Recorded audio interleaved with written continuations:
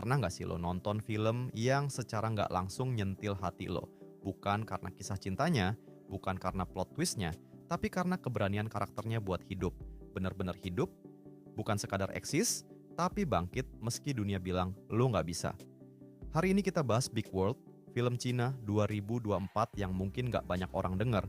Tapi kalau lo sempat duduk dan nonton, gue janji, lo nggak akan jadi orang yang sama setelah kredit title terakhir muncul. Tapi, apakah film ini hanya menjual air mata, atau memang ada sesuatu yang lebih besar di baliknya? Mari kita bedah bareng. Film Big World adalah salah satu karya sinema yang enggak biasa. Bukan karena efek visual yang megah atau twist bombastis, tapi karena keberaniannya menyorot sesuatu yang jarang disentuh secara mendalam, kehidupan seseorang dengan cerebral palsy, dari sudut pandang dia sendiri, bukan dari orang di sekitarnya. Tokoh utamanya adalah Liu Chunhe, diperankan oleh Jackson Yee. Bukan cuma sekadar aktor muda berbakat, Jackson Yee bener-bener ngebawa karakter ini sampai kita nggak lagi ngelihat dia sebagai artis, tapi sebagai seseorang yang hidup dalam tubuh yang berbeda.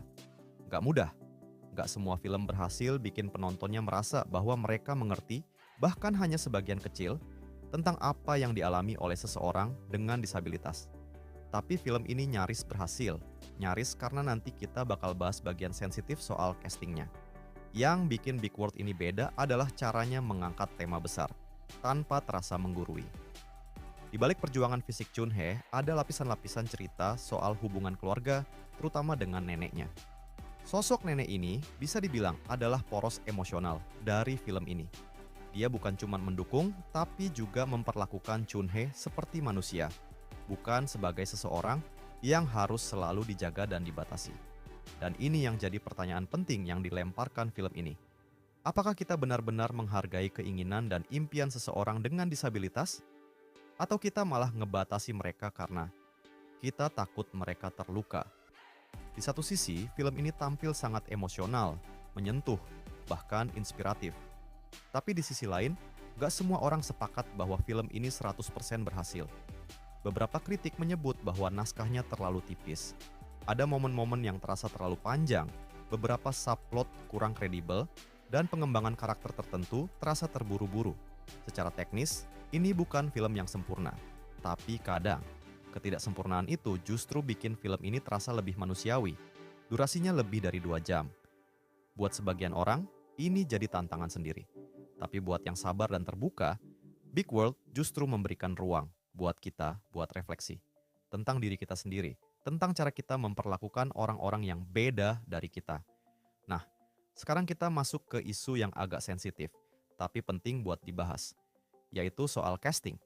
Banyak yang muji akting Jackson Yee dan gue setuju dia main bagus banget. Tapi, ada perdebatan di kalangan penonton dan pengamat film.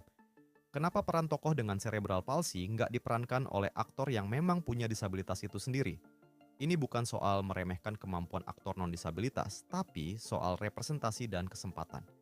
Beberapa film lain, kayak 37 Seconds, dianggap lebih autentik karena mereka ngasih ruang pada aktor dengan disabilitas nyata untuk bercerita tentang diri mereka sendiri. Dan itu valid. Film ini ngangkat isu besar dan penting, tapi di saat yang sama, pilihan castingnya memicu diskusi yang perlu kita dengar. Karena, bicara soal inklusivitas nggak cukup dari cerita aja, tapi juga dari siapa yang bercerita. Terlepas dari kontroversi itu, ada hal yang nggak bisa kita abaikan. Big World berdampak. Film ini meraih lebih dari 700 juta yuan di box office China. Itu berarti banyak orang nonton ini. Dan lebih penting lagi, banyak orang membicarakan ini. Tentang disabilitas, tentang peran keluarga, tentang pilihan hidup seseorang yang ingin mandiri. Meskipun dunia menganggap itu terlalu berbahaya. Gua pikir, inilah kekuatan terbesar Big World. Bukan pada teknisnya, bukan pada dialognya yang kadang terlalu lambat, tapi pada nyalinya untuk jadi jembatan antara penonton awam dan dunia yang sering mereka lupakan. Dunia orang-orang dengan kondisi yang berbeda, tapi tetap punya hak yang sama buat bermimpi. Apakah film ini sempurna? Enggak. Tapi apakah film ini penting? Iya. Karena kadang, kita nggak butuh film yang sempurna. Kita butuh film yang jujur. Yang bikin kita berhenti sejenak, mikir, apa yang udah gue lakukan hari ini buat bikin hidup gue berarti? Atau bahkan, apa yang bisa gue ubah supaya orang lain bisa punya ruang buat berarti juga? Dan kalau lo sampai di bagian ini, Gue tahu lo bukan penonton biasa.